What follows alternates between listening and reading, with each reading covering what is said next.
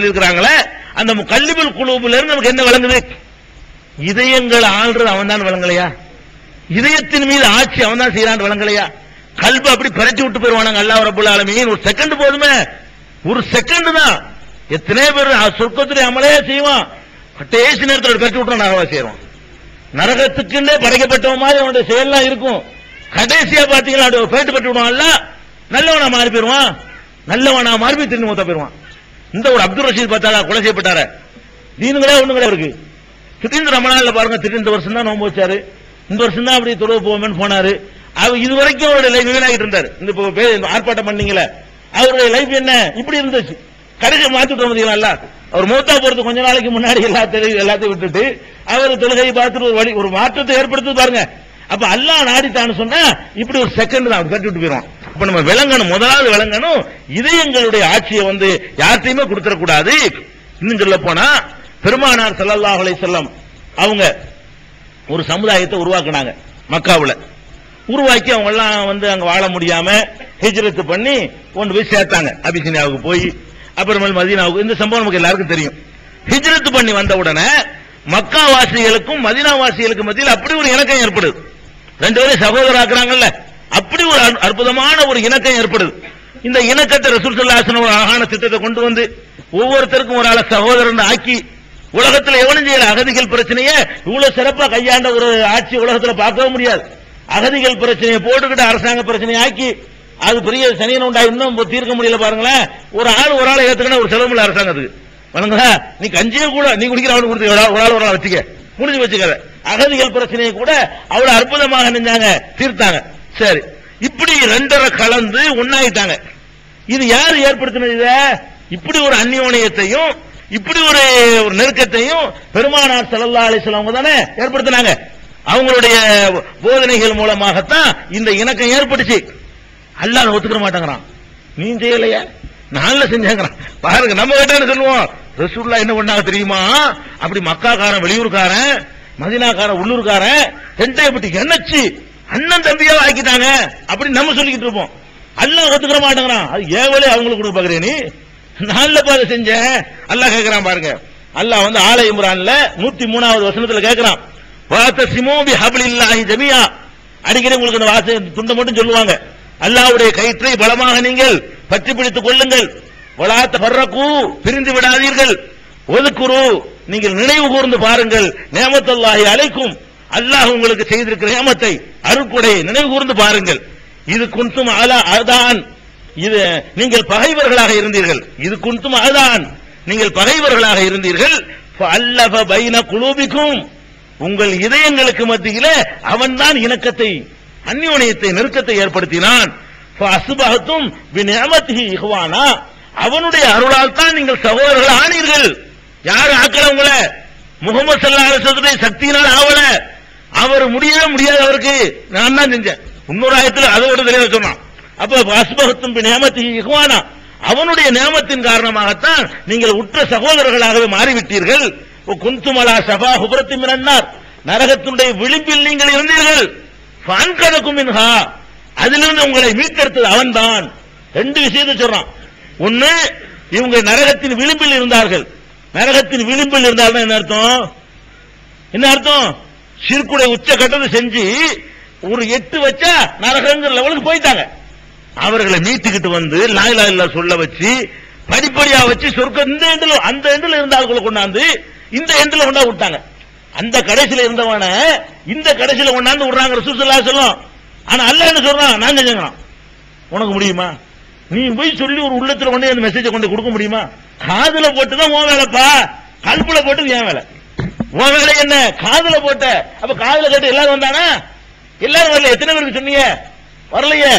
நான் யாரை தேர்ந்தெடுத்துக்கணும், அவன் மட்டும் தானே வந்தான். அப்ப காதுல போட்டவனே வந்துருவான்னு சொன்னா பெருமானார் ஸல்லல்லாஹு அலைஹி வஸல்லம் தாயிஃப்ல போய் எதுக்கு அடி வாங்கணும்? அந்த திருவாயிலிருந்து வர்ற வார்த்தை இதயத்துக்கு போகலைங்க. இவங்க சேகு சொன்னா போயிருமாம்லங்க. அல்லாஹ்வுடைய ரசூல் அவ்வளவு இஹ்லாஸோட போய் தாயிஃப்ல சொல்றாங்க, அடிதான் கிடைச்சு, ஒத்த ஏத்துக்கறல. அபூஜஹலுக்கு சொல்றாங்க, ஏத்துக்கறல. சொந்த பெரியத்த அபூ லஹபுக்கு சொன்னாங்க, மன்னவாரி விசிட்டு போயிட்டான், தப்பன்லக்க அலிஹாதா ஜமாத்தனா, இதுக்கு தான் என்னை கூப்பிட்டியா? மன்னவாரி விசிட்டு போனான். அபூ தாலிப் ஏத்துக்கறலையே கடைசி வரைக்கும். கடைசியா போய் சொல்லி பார்த்தாங்களே, அவ்வளவு இஹ்லாஸோட, அவ்வளவு அக்கறையோட, அவ்வளவு ஆர்வத்தோட, அவ்வளவு எந்த சுயநலமும் எதிர்பார்க்காம சொன்னாங்களே, அந்த வார்த்தை கூட அபூ தாலிப் உள்ளத்துக்கு போகலையே. அப்ப இதயத்துக்குள்ள செலுத்துற பவரு உனக்கு தரல, காதுல போடுற வேலைக்கு தான் உன்னை அனுப்பி இருக்கிறேன். உன்னை அனுப்புன எதுக்குன்னு கேட்டா, மெசேஜ காதுல போட்டு நீ பாட்டு வந்துட்டே வர்றது வராது என் வேலை. யாரு வரணுமோ வருவான், நான் அதை தேர்ந்தெடுப்பேன். அப்படிங்கிறதுனால அல்லாஹ் என்ன சொல்றான், நரகத்தின் விளிம்பில் நீங்கள் இருந்தீர்கள், உங்களை அவன் தான் அதிலிருந்து மீட்டெடுத்தான். ஃபஅன்கதகும் மின்ஹா, அதிலிருந்து உங்களை அவன் தான் விடுவித்தான். கதாலிக்க யுபய்யினுல்லாஹு லக்கும் ஆயாத்திஹி, இப்படித்தான் அல்லாஹ் தன்னுடைய வசனங்களை உங்களுக்கு தெளிவாக்குகிறான். லஅல்லக்கும் தஹ்ததூன், நீங்கள் நேர்வழி பெறுவதற்காக. இதை வழங்க சொல்றான் அல்லாஹ். நேர்வழி நீ பெறணுங்கிறது தான் சொல்றேன். நான் தான் செஞ்சு ஒத்துக்க, முதல்ல உன்னை நேர்வழி கொண்டு வந்த நான் தான். நீங்க ரெண்டு பேரும் அடிச்சுக்கிட்டு இருந்தீங்களே, உங்களை அண்ணன் தம்பி அடக்கணும். அது நம்ம பார்க்கத்தானே செய்யறாங்க. கல்புல நமக்கு, நாங்க உங்க கல்புல உங்களுக்கு அதிகாரம் இருக்கா? உங்களுடைய கல்புல உங்களுக்கு அதிகாரம் இருக்கா சொல்லுங்க பார்ப்போம். இருந்தா ஒருத்தன் கெட்டவனா இருக்க மாட்டானாங்க, முடியல இல்ல. நான் சொல்றேன், இப்ப இவரை நீங்க விரும்புங்க, விரும்பல, நீங்க ஒரு ஆளை காட்டி இவரை நீங்க விரும்புங்கிறான், நீங்க சொல்லி நான் எப்படி விரும்புறது? அதான் வந்தா தான் உண்டு. நம்ம ஒரு ஆளை விரும்புறோம், அதுக்கு யாரும் காரணமே சொல்ல, நம்மளே பாக்குறோம், ஒரு பிளான் பண்ணி நம்ம இந்த நாளை தான் விரும்பணும், இந்த நாள் விரும்ப அப்படியே செய்யறோம். இல்ல, நம்ம வெத்த பிள்ளைல 4 பிள்ளைல 2 விரும்புறோம், 2 விரும்ப மாட்டேங்கிறோம். விரும்புறது தருதலையை விரும்புறோம், நல்ல விரும்ப மாட்டேங்கிறோம். இது உண்டா இல்லையா? இல்லன்னு சொல்லுங்க பார்ப்போம். ஒவ்வொருத்தரும் உங்க குடும்பத்தில் சந்திக்கல, யார் ரொம்ப கரிசரியா இருக்கானோ அவன் மேல நம்மள அறியாம பிரியமா இருக்குது. ஏன் நல்ல பிள்ளையா இருக்கணும் விரும்ப மாட்டேங்கிறோம். ஏன் இது நம்ம கையில இல்ல. நம்ம தேர்ந்தெடுத்து நம்ம என்ன நினைச்சாலும் சரி, நம்மளை மிஞ்சி ஒருத்தங்க ஆட்டு வச்சுக்கிட்டு இருக்கான், நல்லா தெரியுது.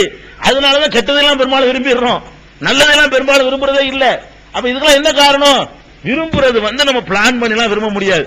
தெரிந்து போக விரும்ப போயிடும். யாருன்னு தெரியாது, வேண்டது தெரியாது, நண்பர் ஆயிருவாங்க, உயிருக்குறா இருப்பானோ. ஒண்ணு இவன் விரும்பணும் நினைச்சிட்டா செஞ்சிருப்பான், அதெல்லாம் ஒண்ணும் கிடையாது.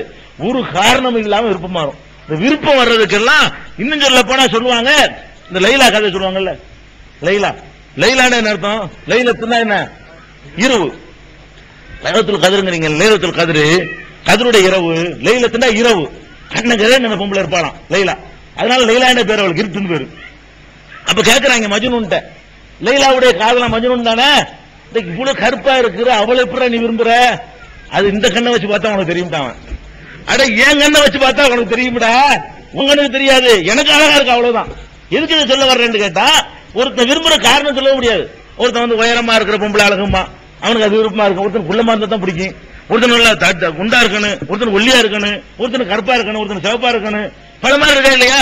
இந்த ட்ரெஸ்ல இருக்குது, எது நல்ல ட்ரெஸ் பார்ப்போம், அழகா இருக்குன்னு செலக்ட் பண்ணி எடுத்துட்டு வந்தா இது பிடிக்கலன்றான்.